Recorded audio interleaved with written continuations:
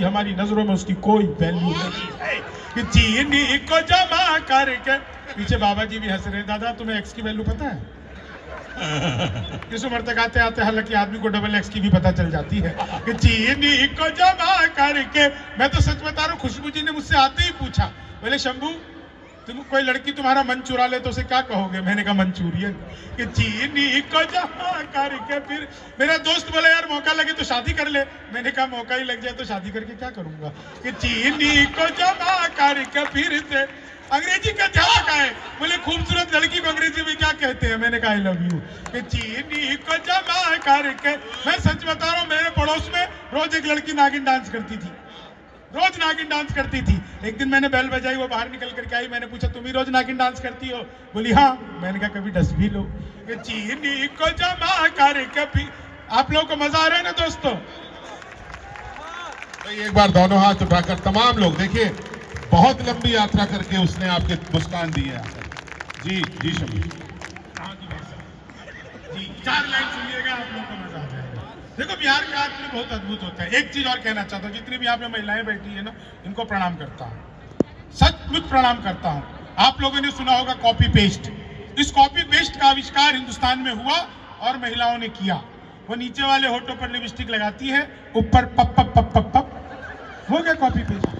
चीनी को जमा करके, चीनी को जमा करके। फिर से मैं बिल्कुल आप लोग जिस आनंद मौज मस्ती के साथ सुन रहे हो ना, सच बता रहा हूँ, 4 लाइनें आपको सुनाने का मन कर गया।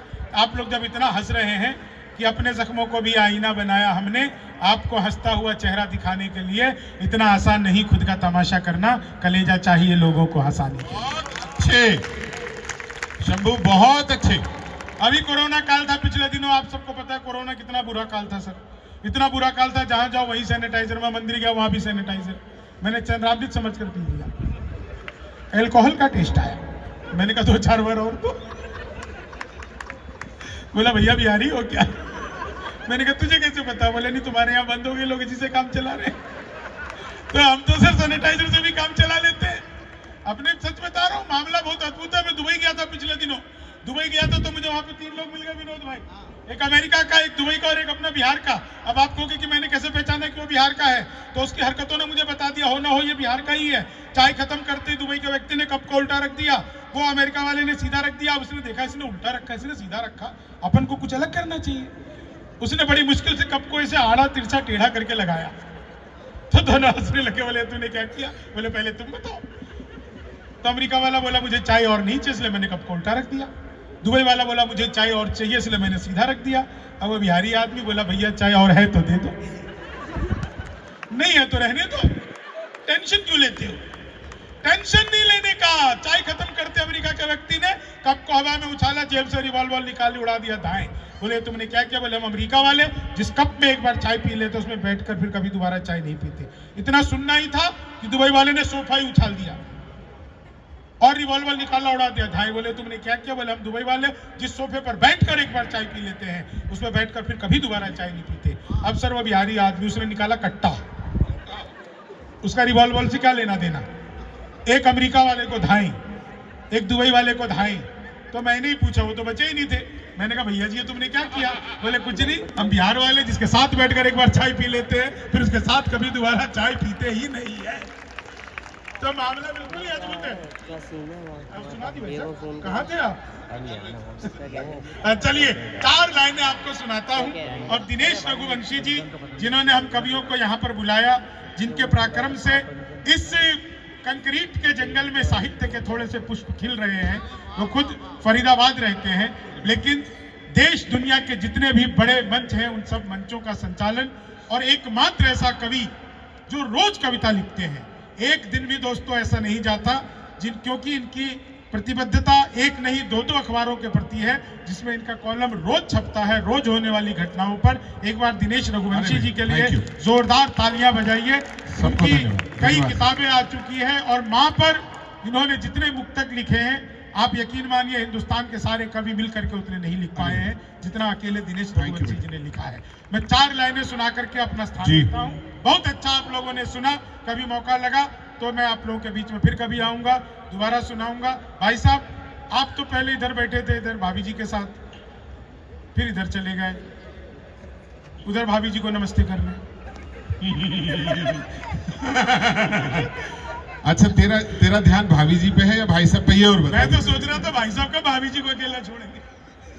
खैर, वो भी हंस लेंगे, ये भी हंस लेंगे। जी नहीं सर, मैं बिल्कुल सच्ची घटना बता रहा हूँ। हाँ बेटा, हाँ बेटा, नहीं वो एक आदमी ने, बिल्कुल सच बता रहा हूँ, एक आदमी ने जाकर के अदालत में एक केस दिया। हाँ, और बोला कि जज साहब मुझे आपकी मदद चाहिए, मुझे जो है बचा लो किसी भी तरह से। तो जज साहब ने पूछा तुम्हारी परेशानी क्या है? बोला जी परेशानी कुछ नहीं है, मेरी शादी को 15 साल हो चुके हैं, लेकिन एक दिन भी ऐसा नहीं गया जिस दिन पत्नी ने मुझे ना कूटा हो। पिछले 5 साल से खुद नहीं कूटती है, जैसे ही हमारा झगड़ा होता है वो बॉम्बे में अपने भाई को फोन करती है, उसका भाई आता है और मुझे कूट करके वापस चला जाता है। और तकलीफ यह है कि उसका टिकट भी मुझे करवाना पड़ता है। तो जज साहब बोले बेटा देखो, इसमें तुम्हारी मैं कोई मदद नहीं कर सकता, मैं तुम्हें यह कहता हूं कि तुम बॉम्बे शिफ्ट हो जाओ ताकि तुम्हारी टिकट का पैसा बच जाए।